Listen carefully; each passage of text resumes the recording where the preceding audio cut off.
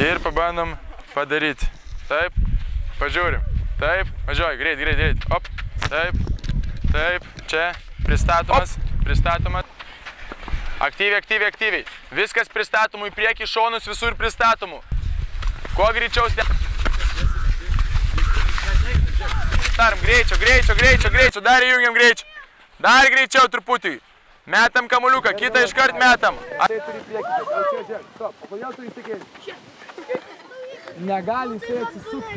Jau pastovėm. Taigi keliamės Ignaliną, čia du augaloti, aukšti, stiprus ir labai tvirti sostinės krepšinio mokyklos vyrukai. SKM Lumo komandos lyderiai, tai kairėje yra Lukas Turlajus ir dešinėje Povilas Paulavičius. Pradžiai klausime Luko.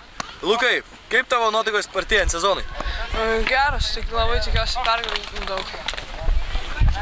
Povilai? Taip pat pergalių, gal bandysime prasilaužti pirmo divizioną. Susipriname pradžioje žaidėjais. Atsirinkome tikrai gabiausius, talentingiausius vaikus. Matėsi ir vaikai paaugo ir patys norą daugiau įdėjo, tikrai komanda yra sustiprėjusi.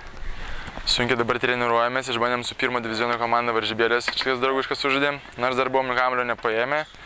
Jie truputį daugiau kamuolio buvo čiupinėję, 20 taškų pralaimėjome, bet nieko čia tokio blogo. Naujų žmonių įėjo į aikštelę, matėm tikrai pasistumėjimą neblogą į priekį. Bent jau aš asmeniškai norėčiau labai gerai sužaisti kitą sezoną.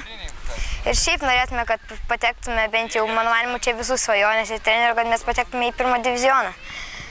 Tai čia, tai vat, daugiau atrodo. Nu, jeigu stengsimės ir kovosime iki pat galo varžybų ir visi kaip vienas kumštis, kaip komanda, visi kovosime, tai mano manimu tikrai galime. Taip, komanda atsirado truputį didesnė konkurencija, vaikai pajuto, kad atėjo naujų vaikų, tikrai padidėjo dar darbas labai vaikų, dar daugiau užsinori treniruotis. Aišku, jie ir tapo vyresni, iš karto protingesni matosi.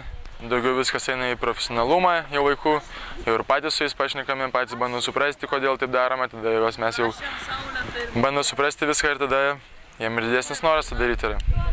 Kokie treneriai jūsų lūkesčiai, būtent kalbant apie artėjantį sezoną? Tai pirmiausia, aišku, kuo daugiau patobulėti kaip vaikam kiekvienam, nes pagrindinis tikslas Lietuvoje yra toks, kad vaikai iš tikrųjų naujų krepšininkų bandom išugdyti. Aišku, ir komandos antrasis toks kaip tikslas yra patekti į pirmą divizioną, bandyti ir neskabintis tikrai.